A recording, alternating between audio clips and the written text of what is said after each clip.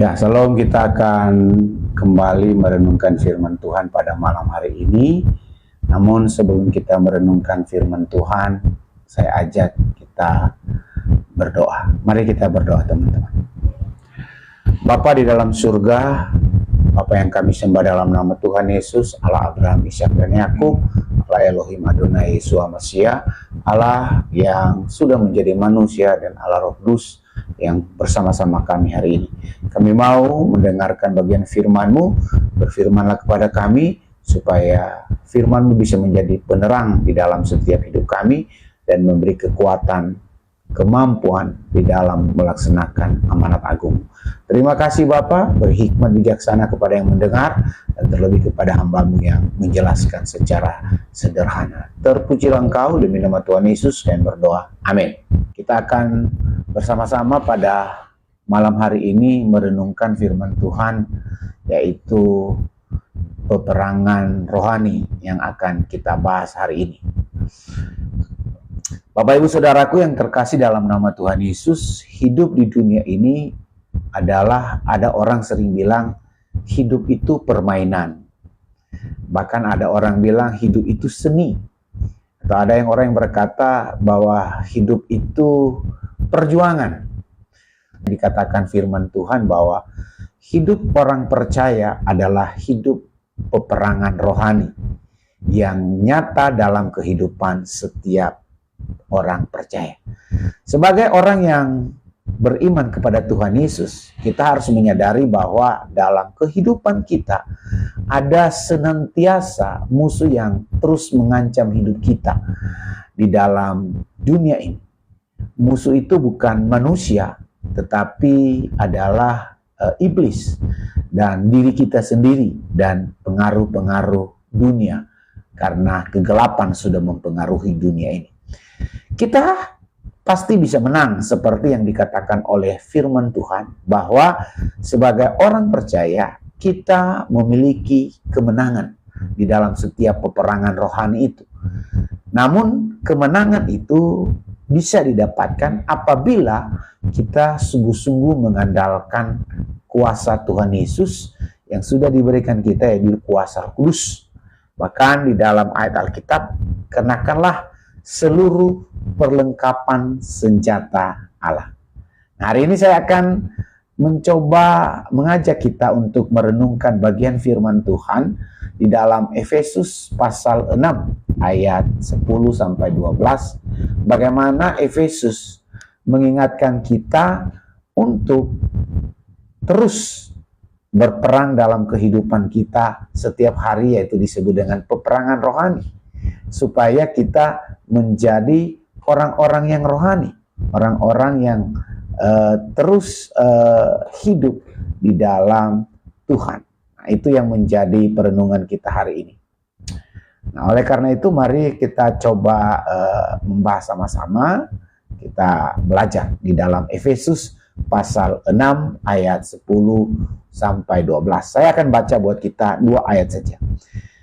Ayat 10, Efesus pasal 6 ayat 10, akhirnya hendaklah kamu kuat di dalam Tuhan, di dalam kekuatan kuasanya. Dan dia katakan ayat 11 apa? Kenakanlah seluruh perlengkapan senjata Allah. Di sini Rasul Paulus ingin mengatakan kenakanlah seluruh senjata Allah supaya apa? Supaya kamu dapat bertahan melawan tipu muslihat iblis, karena dia bilang perjuangan kita bukanlah melawan darah dan daging, tetapi melawan pemerintah-pemerintah, melawan penguasa-penguasa, melawan penghulu-penghulu dunia yang gelap ini, dan melawan roh-roh jahat di udara. Itu yang dikatakan firman Tuhan pada malam hari ini. Nah, coba kita merenungkan dan membahas bahwa sebagai orang percaya kita pasti menang dalam mengikuti peperangan rohani saat kita mengandalkan kuasa Tuhan. Nah, dalam peperangan rohani ini kita harus siap sedia apapun yang terjadi di dalam kehidupan kita. Di dalam peperangan ada 3 kebenaran yang harus kita tahu di dalam Efesus pasal 6, 10-12. Kebenaran yang pertama yang harus kita ingat itu adalah bahwa dalam peperangan rohani kita harus yakin dan tahu bahwa kekuatan orang percaya sumbernya adalah Allah. Itu yang pertama. Jadi yang pertama kita harus mengetahui bahwa Allah adalah sumber satu-satunya kekuatan orang percaya. Tidak ada sumber lain kekuatan untuk bisa menang di dalam peperangan rohani. Di dalam Efesus pasal 6:10 dia bilang, akhirnya hendaklah kamu kuat di dalam Tuhan, di dalam kekuatan kuasanya. Jadi kalau kita mau ingin menang di dalam peperangan rohani, di dalam kehidupan, maka hanya satu sumber yang memberi kita kekuatan, yaitu Roh Kudus atau Tuhan kita Yesus Kristus. Allah kita adalah sumber kekuatan itu. Tidak ada lain. Bukan makanan, bukan vitamin, bukan apapun di dunia ini. Namun sumber kekuatan orang percaya itu hanyalah Allah sendiri. Sumber kekuatan kita hanya kuasa Allah saja. Firman Tuhan mengajarkan kepada kita bahwa kita harus kuat. Kita harus didapatkan kuat. Kenapa? Karena ada kuasa Tuhan di dalam hidup kita, bukan kuasa manusia. Bukan otoritas manusia yang kita pegang, tapi otoritas Tuhan. Itu yang kita dapatkan. Otoritas Tuhan yang saudara punya dan saya. Maka kalau kita melihat, dia katakan akhirnya hendaklah kamu kuat di dalam Tuhan. Di sana dia memakai kata dinamis yang menunjukkan pada kuasa yang supranatural. Kekuatan yang luar biasa, kekuatan yang tanpa batas, kekuatan di mana saat kita lemah, dia memberikan kekuatan itu dan kita akan terhindar dari godaan kuasa gelap.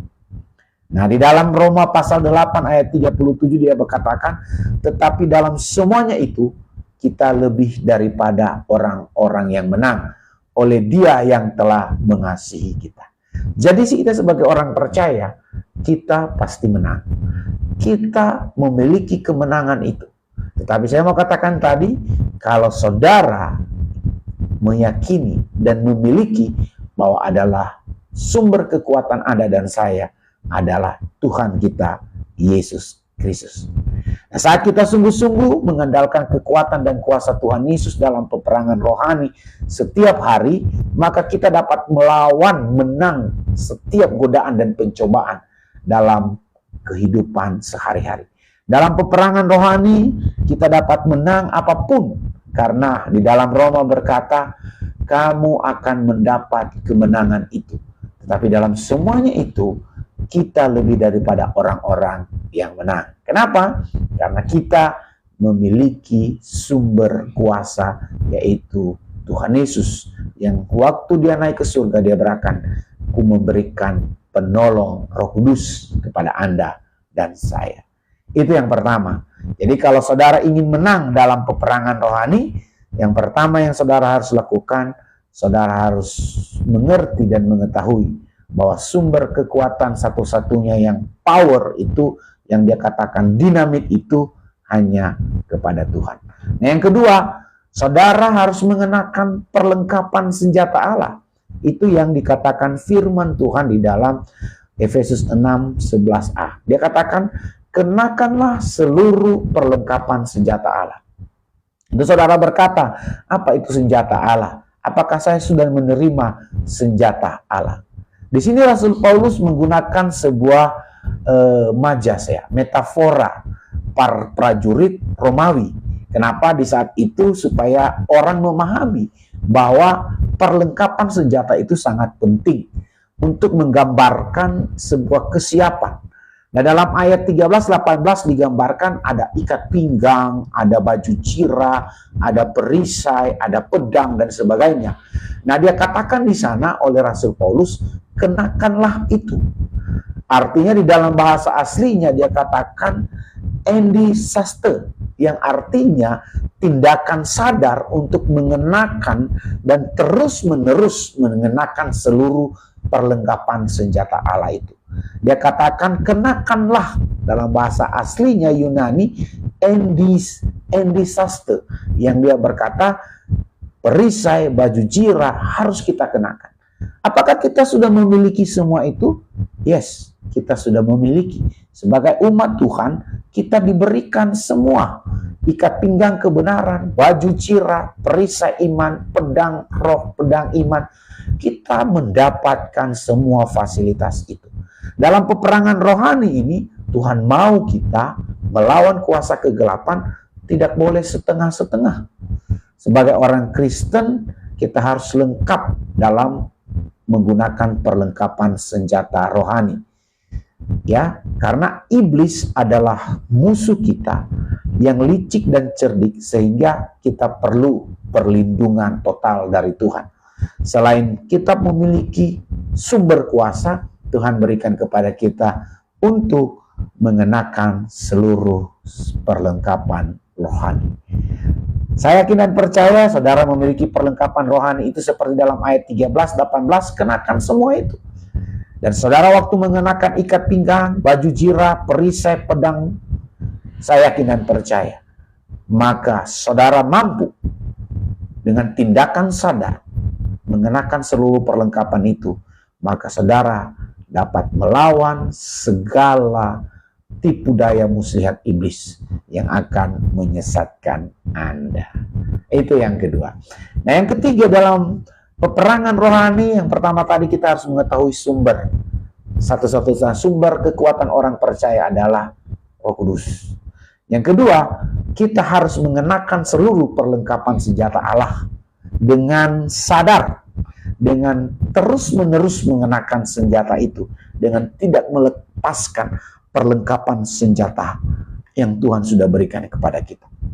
Dan yang ketiga, kita harus menyadari bahwa musuh kita adalah iblis yang penuh dengan tipu daya, yang licik dan memiliki kuasa kegelapan. Di dalam Efesus pasal 6, 11-12 dia bilang, supaya kamu dapat bertahan melawan tipu muslihat iblis, karena perjuangan kita bukan melawan darah dan daging, tetapi melawan pemerintah-pemerintah kuasa, melawan penguasa-penguasa, melawan penghulu-penghulu dunia yang gelap ini, dan melawan roh-roh jahat di udara. Sangat gampang. Di sana dia katakan bahwa musuh kita adalah kuasa kegelapan yang penuh dengan tipu muslihat. Firman Tuhan berkata supaya kamu dapat bertahan. Bukan hanya bertahan, dapat menang melawan tipu muslihat iblis. Kalau kita melihat kata tipu muslihat iblis di sini, dia menggunakan kata metodeia, yang artinya strategi, yang artinya trik, yang artinya jebakan iblis. Jadi iblis menggunakan kata tipu muslihat, yaitu metodeia. Di dalam bahasa Yunaninya, yaitu ada strategi, ada trik. Berarti iblis ini pintar. Ya, dia sangat cerdas. Dalam ayat ini dikatakan bahwa musuh kita, pemerintah, penguasa spiritual jahat, penguasa-penguasa di udara, penghulu roh-roh jahat, musuh orang percaya, dia memiliki strategi, trik, dan jebakan. Jadi dia orang yang cerdas. Dia orang yang sangat-sangat teliti dalam menjebak setiap lawannya. Jadi musuh kita terus mencari kelemahan kita. Maka di dalam Yakobus pasal 4 ayat 7 dia katakan, karena itu tunduklah kepada Allah dan lawanlah iblis, maka ia akan lari kepadamu. Saat kita hidup sungguh-sungguh tunduk kepada Allah dan melawan iblis, saya yakin dan percaya kita seperti 3 hal tadi yang kita mau kenakan. Yang pertama, yakin bahwa sumber kekuatan Anda hanya dari Tuhan kita Yesus Kristus, yaitu oleh Roh Kudus yang memberi kekuatan. Yang kedua, jangan lepaskan perlengkapan senjata Allah itu. Dia katakan kenakan itu terus-menerus, artinya endisaste, kenakan itu terus-menerus. Ketiga, kita harus tahu bahwa musuh kita adalah kuasa kegelapan. Karena iblis dalam bahasa Yunani dia menggunakan kata metodeia, yang artinya strategi dan trik untuk menipu kita. Jadi saudara-saudara yang terkasih, hari ini kita diingatkan marilah kita jangan salah arah. Musuh kita bukan manusia, bukan keluarga kita, bukan pasangan hidup kita, bukan pelayanan kita, bukan rekan kerja kita, bukan pemerintah yang sehari ini, tetapi iblis yang menggunakan segala trik, kuasa kegelapan yang berusaha menghancurkan dan menyesatkan kita. Jadi ada 3 kebenaran di dalam Efesus pasal 6 ayat 10-12 dalam mengikuti peperangan rohani dalam hidup kita yang harus kita lakukan dalam hidup kita sehari-hari. Yang pertama, Allah adalah sumber kekuatan kita sebagai orang percaya. Yang kedua, jangan lupa mengenakan seluruh perlengkapan senjata Allah setiap hari dan setiap saat. Yang ketiga, musuh kita adalah iblis, kuasa kegelapan yang penuh dengan kelicikan. Sehingga di dalam ayat 11 yakinnya, hendaklah kamu kuat di dalam Tuhan, kenakanlah seluruh perlengkapan senjata Allah. Itu yang menjadi perenungan kita hari ini. Semoga firman Tuhan ini menegur, mengingatkan, dan memotivasi kita. Amin. Mari kita berdoa. Bapa dalam surga, terima kasih. Kami bersyukur karena kami bisa belajar firman Tuhan. Tuhan memberikan kepada kami kemampuan, kekuatan untuk memahami firman. Dan kami akan selesai merenungkan.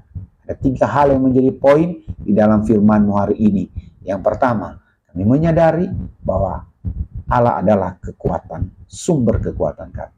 Yang kedua, kami terus mengenakan perlengkapan senjata Allah itu dalam hidup kami. Dan yang ketiga, kami menyadari bahwa musuh kami iblis yang memiliki strategi yang luar biasa. Terima kasih Tuhan, firman-Mu sudah mengingatkan, menegur kami, dan bisalah menjadi kekuatan hidup kami. Dalam nama Tuhan Yesus kami berdoa.